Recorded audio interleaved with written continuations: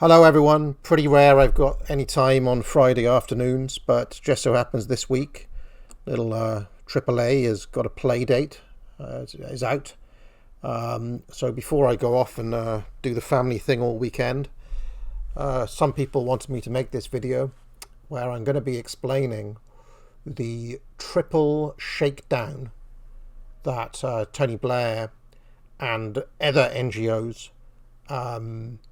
have in the current system. And if you ever mention a word of this to Tony, I'll stick this up your ass and pull a trigger till the bullets come out your eye. A lot of people say that it's a struggle to see who really has power in our current system. There's so much obscurity. But I believe that it is not that obscured, and that there's enough information out there to give us a kind of rough map of how it works. Now, I have used one network here, the one involving Blair, but there are a number of other versions of this, which I'll explain. So let's just start, first of all, with the CIA here. Now, it can be the CIA, can be other intelligence services, Five Eyes, all these different kind of security organizations that you see here. And one thing that we know for a fact, given the history of them doing things like this, and given the research that has been done, books like Who Paid the Piper, certain secrets that have come out, etc., is that the CIA and other intelligence services have to find a way of laundering money back through the system.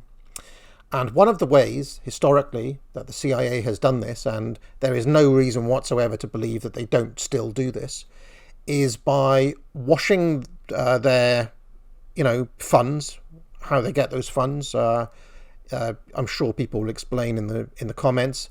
They wash their funds through big multi-billion-dollar foundations like the Bill and Melinda Gates Foundation, Ford Foundation, Rockefeller, because those are private institutions who have pretty opaque balance sheets, right? They have to report some things, but it's pretty easy for the intelligence services to just let's pretend, for example, that there was, $10 billion in the Ford Foundation that was unaccounted for. I mean, who's going to say, oh, well, this $10 billion came from the CIA rather than the Ford Motor Company, or rather from the endowment left by Henry Ford 100 years ago? So it is actually well known that they do this. So we can start here with the intelligence services. So if you follow the arrow along from the CIA here to one of these big foundations, I've put the Gates Foundation, but many other foundations are available. They are published and disseminated online, who these foundations are, what they spend their money on, how many social causes they are behind. There's a very good book called The Transgender Industrial Complex showing just how many of these foundations were behind a lot of that stuff. So that there's a lot of money that gets slushed through the system via these foundations here. And the most interesting thing is that all of the money that is spent through something like the Gates Foundation is chalked up as charity, philanthropic endeavors. Right, so people can say, well, the thing about Bill Gates, he may be a multi-billionaire, but he gives a lot of his money to good causes, right? But then you have to see, well, where does that money end up? And if you follow the arrow along, I've got it here landing at the Tony Blair Institute because that is the biggest of all the NGOs. But again, there are many, many other NGOs. And if you go on the Tony Blair Foundation, the Tony Blair Institute website, there is a link, or at least there used to be a link, of all of the partner organizations of the Blair Institute, which is all of the other NGOs. They're all one big network of NGOs. And It'll be a couple of million here for Tone, a couple of million there for some other foundation, some other, non-governmental charity, quote unquote, organization. So a lot of that money then, you can see it's washed from intelligence services to one of these foundations, then over to one of the big NGOs like the Tony Blair Institute. Okay. And how can I put this? The money that ends up in the Gates Foundation isn't just from the CIA, of course. Some of it will be from, Bill Gates himself. There'll be another kind of big chunk of money that comes from Microsoft directly, etc., etc. And because they're private, they don't always have to declare exactly where all this money is coming from. They produce annual reports, but much of it is opaque. It's just like, oh yeah, we've got this much money on the books, and here's who we gave it to. Okay, so they declare who they give it to, but you don't see all of the in arrows necessarily, or it'll just say, yeah, private donation, $10 million or whatever. Okay. Ow! It's the academic agency summer sale. Use the promo code SCORCHER. 25% off all courses. SCORCHER. Get it now. SCORCHER. SCORCHER. SCORCHER. Promo code SCORCHER. SCORCHER. SCORCHER. Buy it now. And then, with all of the money sloshing around these NGOs, what does an organization like the Tony Blair Institute, which has a presence in over 150 nations and over 1,000 employees worldwide now, what's it for? Well, what they do is they come up with white papers, they come up with policy proposals, which offer governments, like the UK government in this example, off-the-shelf solutions. Off-the-shelf solutions. Okay? They'll be like, oh, I see you're having a problem with illegal immigration, for example. Have you considered digital ID as a solution? Have you considered, UK government, the fact that we need to get with the program and embrace artificial intelligence? We need to embrace facial recognition technology. We need to digitize the economy. We need to get on board with the fourth industrial revolution. We need to adopt private-public partnerships between big corporations and the government in order to come up with the solutions for the complex modern world. Okay, that's the pitch from the Tony Blair Institute and others like the Tony Blair Institute. I want to stress here, I'm using Gates and Blair as examples, but there are other players like this in the system. Okay, so that is Tone's pitch into the UK government.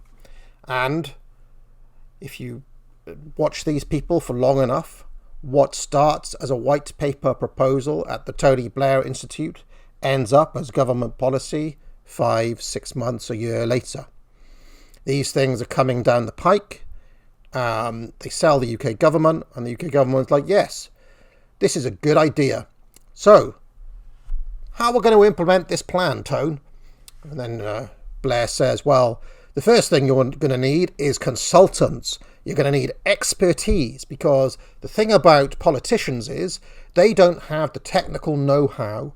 They don't have the expertise to know how to do any of this stuff. But I know some people who do know. So you can get me on board. So this is the arrow coming from the UK government back to Blair. You can get me on board, or friends of mine, nudge, nudge, wink, wink, as consultants to explain how you're going to do this, government.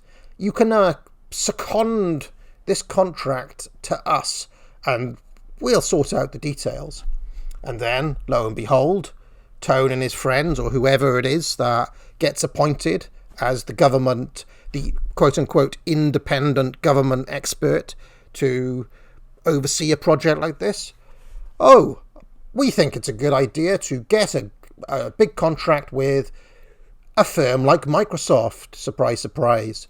So, the money starts at the Gates Foundation into Blair, through the government, back to Blair, and then, oh, lo and behold, now there's a big government contract between, let's say, the NHS and Microsoft, or the NHS and Oracle, or, I don't know, the British Police Service and insert big tech firm here.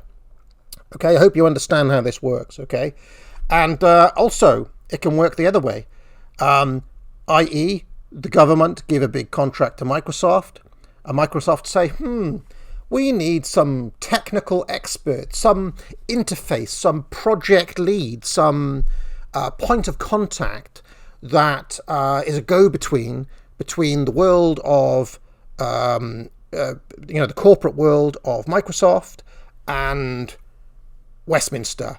Somebody to interface between business and politics. Hey, Tone, do you know anyone who can help? Oh yeah, I think I've got, at least 15 guys who can help with that project. Nudge, nudge, wink, wink. So you can see there are a number of Tone is getting paid, 2-3 times here. Okay, I've called it the triple lockdown, but there could actually be several more hidden paydays as this kind of gravy train goes back and forth. Okay. And, it doesn't just have to be digital ID or AI. It can be climate change, right? It can be sustainable technology solutions. It can be, you name the issue, and these guys are selling solutions as a service to government. And there's lucrative contracts at every stage of the way, consultancies, advisorships, etc., etc., etc. And if you have a look at who's on the books at somewhere like the Tony Blair Institute, it is all people who have top-level, elite backgrounds, either in security, cybersecurity, technology, government, you name it. It is public health is a huge one. Back in the days of COVID, the pandemic, this whole network was involved in the delivery of the vaccine rollout. As I'm sure people who followed that will remember, Bill Gates and Blair were all over the pandemic. In this kind of, they would see it as a virtuous circle, right? The language they would use. This is a virtuous circle of expertise and governance. Okay. And then, amazingly, the money, because Microsoft is a big American corporation that has to pay taxes and so on and so forth, some amount of that money will actually end up back paying for the intelligence services. Some amount of that money will no doubt go back up to the CIA. So there's a hidden arrow back into the US government or the military industrial complex, okay? And then the other arrow, you see this chap here on the right? This is a generic African leader. This one happens to be the president of Togo, who's got a very, very good relationship with Mr. Blair, as basically every African leader does. Every African leader that's friendly with the West has a good relationship with Blair, because, among other things, Africa is a place that he has a special interest in. And what happens is that somewhere like the UK government has a big foreign aid budget. It's something like 0.7% of GDP. So that's a big pot of money. We're talking billions of pounds, okay? Where is that money spent? Well, it has to be spent on, again, charity and philanthropic methods of helping developing nations. That's what it's for. What does that actually mean? It means that aid is given from the UK taxpayer, from the UK budget, into an African country, into the government of this man here, okay? Well, the government, the UK government, will say, well, listen, this isn't just money for you to just kind of, get high on. This is money for an investment project. This money comes with strings attached, the UK government will say. We expect you to spend this money on digital infrastructure. We expect you to spend this money on public health care. We expect you to spend this money on beefing up the security of your nation. We expect you to spend this money on sustainable development, climate change stuff. We expect you to spend this money on developing vaccines against deadly diseases. And the African dictator will say, well, that's all well and good, UK government, but we don't know how to do that. We're kind of tin pot dictators here in Africa. We don't have the expertise. Do you know anyone who does? Hey, Tone! And then that's another contract for the Tony Blair Institute, and he's got dozens of these with governments all around the world, where he will either be a personal advisor to that guy, personally meeting with them, or he'll have somebody in his team, or it'll be somebody in the wider network, one of the other NGOs, and they'll be like, hey, we're a partner now to the government of Togo, and we recommend that you buy sustainable development solutions, that you adopt this vaccine, that you adopt these digital solutions provided by Microsoft. We will come, the money that the UK government will spent with you, some portion of that will end up back with us. We will advise you to spend it on a big government contract with AstraZeneca, Microsoft, whoever else, and Bob's your uncle. That is the triple shakedown. The triple shakedown. So when people say, oh, it's really difficult to see how power flows in this system, it's really difficult to see who is in control, I don't think it's that difficult at all when you understand some of the mechanisms by which global governance, that's the language they use, is implemented in governments around the world. I've used the UK government here, but there's a version of this for the French government. There's a version of this for the German government. There's a version of this for even the American government. And, in the American government, the numbers are that much bigger. I've used this one because I have a particular fascination with Tony Blair, but there are other people, and you can look in your own time, who essentially do the same role. Other Dark Lords, if you want to put it that way, who have these sorts of global contacts and these sorts of advisory roles with foreign governments. Now, just before I get going, just before I leave here and drive home for the weekend, I just want to mention that, in my opinion, this should be illegal.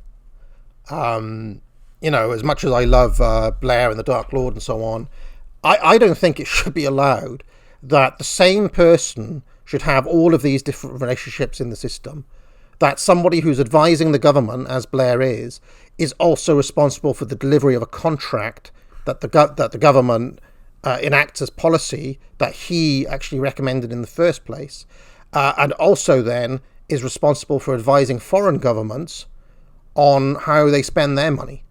I mean, this is like the definition of, there's surely a conflict of interest somewhere along the line, okay? And I've always been fascinated how this plays out in broad daylight. And sometimes there's a direct conflict of interest with the British government. For example, Tony Blair was the official advisor of the Albanian government when this country was facing a migrant crisis from Albania. Now, who knows what advice, quote unquote, Tony Blair was given the Albanian government? So I don't know. I mean, I guess there's another way of seeing it. Like, from the British point of view, it's like, yeah, but you'd like to have some eyes on the ground there. Maybe Blair was feeding info about the Albanian government back to the British deep state or whatever. But it's still, I don't know. I get the sense that something is dodgy here, and this is really a huge multi-billion-dollar operation that I'm describing here. It's a pretty big machine that we're up against. That's the people of all of these countries, not just in the West, the entire world, is up against this. It's a very, up against a machine too strong, some people might say. Anyway, I hope you enjoyed this, and I'll see you soon. Remember, courses at the academic agency available. I'm doing my summer sale, promo code SCOTCHER, and get out.